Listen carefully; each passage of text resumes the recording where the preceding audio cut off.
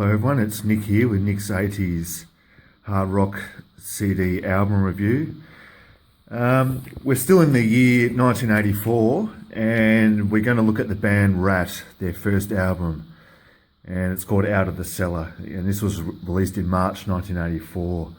I'll just read the tracks. We've got Wanted Man, You're in Trouble, Round and Round, In Your Direction, She Wants Money, Lack of Communication, Back for More, The Morning After, I'm Insane, and Scene of the Crime.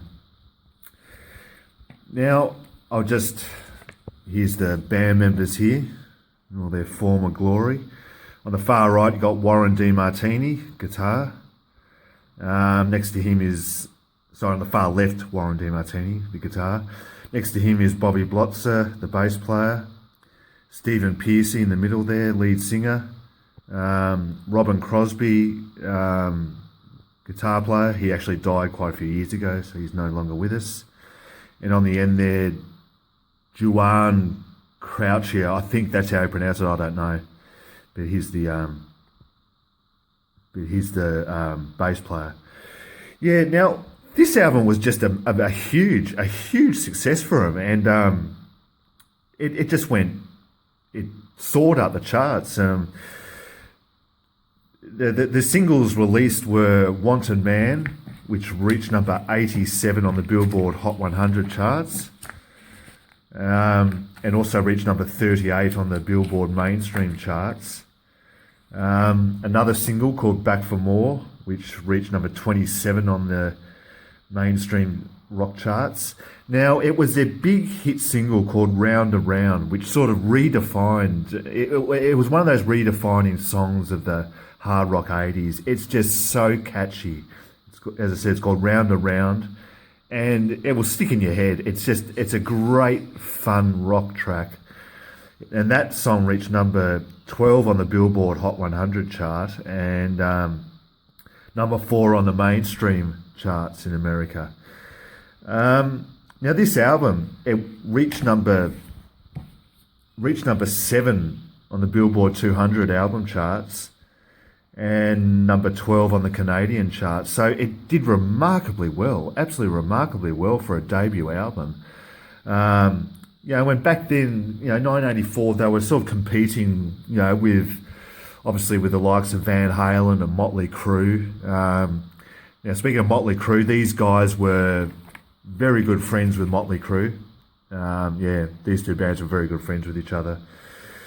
Now this album, it was certified 3 times platinum in the United States. That's 3 million plus albums sold in the United States.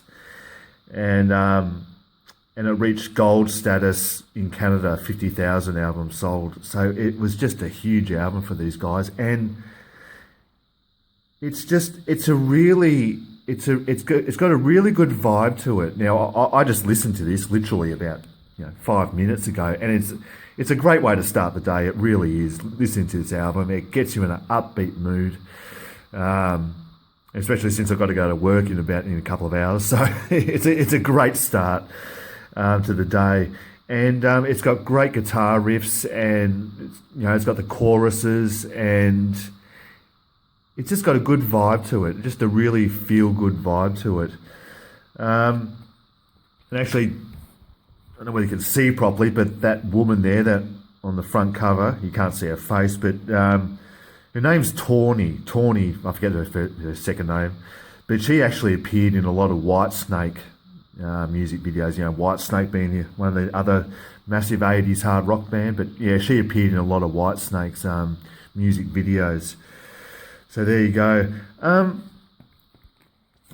My favourite tracks off this album it was hard, I tell you what, it was hard picking my favourite tracks because they're all very good. But the ones that stood out for me were You're in Trouble, Wanted Man, In Your Direction, Lack of Communication, Back for More, and Scene of the Crime. I would thoroughly recommend this album, and even if you're not a fan of the band Rat, it's just a very catchy album to have in your collection.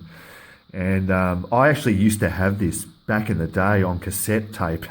I had it on cassette. I don't know what happened to it, but it was only it was last year that I bought this album off eBay, and I'm so glad. I've got 2 other Rat albums. Now, speaking of the other Rat albums, this album would be regarded as their best work. I must admit, when I did hear their second album, I was a little disappointed. I thought it would just be a carry-on from this album. Now, that's my personal opinion, but I'll go into detail about Rat's second album when we get to it, which will be very soon, actually.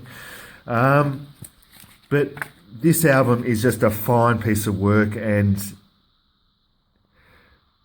this band should have become bigger, I reckon. Look, they were big, don't get me wrong. I mean, they had multi-platinum albums, but there was just something holding them back. And look, I have read a lot of stuff about them, that there's a lot of egos that were getting too big within the band, a clash of personalities. I did read that Stephen Pearcy, him there in the middle, the lead singer, he developed a bit of an ego problem and thought he was better than everyone else, which is a shame because, they could have become, as big as the likes of Poison or Motley Crue. And as I said, they were big, don't get me wrong. But I think there was also a lot of pressure put on these guys as well, especially with their second album, to come up with such a catchy album as this album did. So that happens all throughout the music industry. There's a lot of pressure put on bands to come up with that fantastic second album. But look, putting all that aside, Rat are just a great band to listen to, a fun band to listen to. And they're quite good musicians too, I must admit. Especially Warren DeMartini, where is he? The second from the far right. He's a very good guitar player, and he's played with a lot of other bands since Rat broke up. He played with Whitesnake. He was in the band Whitesnake back in, when was it? Probably 1993, 94. Yeah, and he was in the band at that stage, 93, 94. But I would give this album a 9 out of 10. It's pretty much faultless. There is nothing bad or boring about this album. I'll give it a 9 out of 10, and just a really good album to have in your collection. There we go. So that's 1984. So we've finished with the year 1984. Now we're going to obviously move to the next year, 1985, and we're going to look at. There's all my CDs there. 1985. We're going to look at Bon Jovi's next album. So that's 1985, and also in 1985 there's another Rat album. But we'll look at Bon Jovi next. Bon Jovi's second album. Yep. So until then. I hope everyone's staying safe and staying positive. And as Rat did on this album and other albums, but especially on this album, they did it so well. Keep on rocking, everyone. Bye-bye. And thank you for watching as well. Bye-bye.